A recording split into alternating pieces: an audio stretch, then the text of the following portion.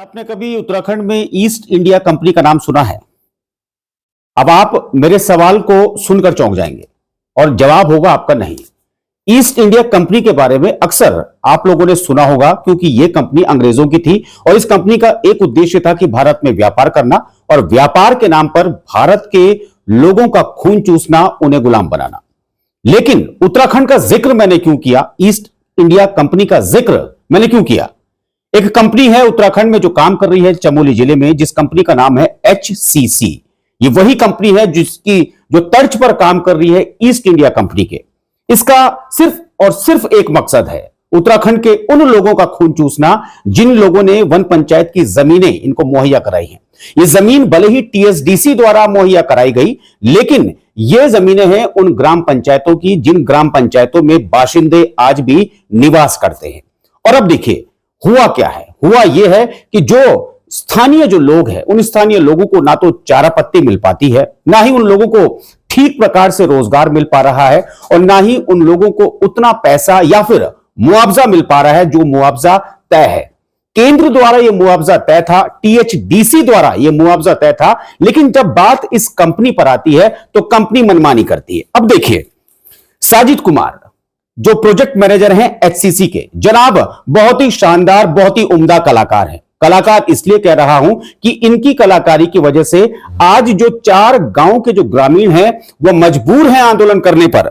और जो सरपंच है वन पंचायत के प्रदीप भंडारी ने बीड़ा उठाया है इस ईस्ट इंडिया नामक कंपनी के खिलाफ, यानी जो HCC जो कंपनी है उसके खिलाफ ये बीड़ा उठाया गया है, ताकि जो 4 ग्राम सभाओं के जो ग्रामीण हैं उनको उनका हक मिल सके।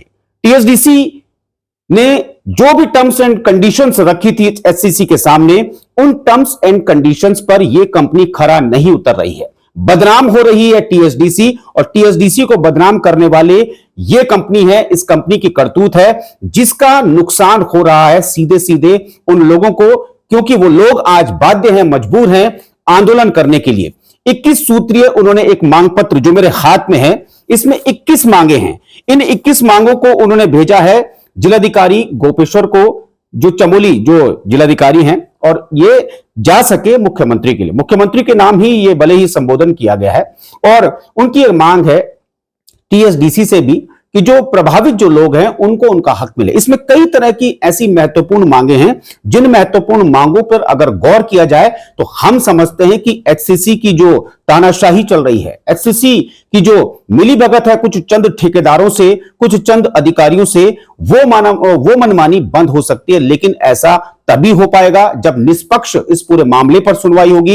इन 21 बिंदुओं पर जब सुनवाई या तो TSDC करे या फिर मुख्यमंत्री खुद करे। भले ही इस प्रदेश को कोशिश ये हो रही है सौर ऊर्जा प्रदेश बनाने की, और निसंदेह इसमें कोई दो राय नहीं कि ऊर्जा प्रदेश बनना चाहिए ताकि प्रदेश तरक्की करे। लेकिन जब ऐसे प्रोजेक्ट मैनेजर, जिनका नाम मैंने आपको साजिद कुमार बताया, ऐसे प्रोजेक्ट मैनेजर HCC कंपनी के जब बैठे हों, और ऐसी HCC कंपनी जिसे ईस्ट इंडिया कंपनी का तमगा हम दे रहे हैं, ऐसी कंपनियां जब तक इस उत्तराखंड में होंगी तब तक इस प्रदेश का ना तो भला हो सकता है, ना ही ये प्रदेश ऊर्जा प्रदेश बन सकता है। और लगातार ऐसे ही लोग संघर्ष करते रहेंगे, और हमारा काम है ऐसे संघर्ष को आवाज बनकर उठाना, और हम तब तक इनकी आवाज बनते रहेंगे जब तक इन लोगों को न्याय नहीं मिल जाता।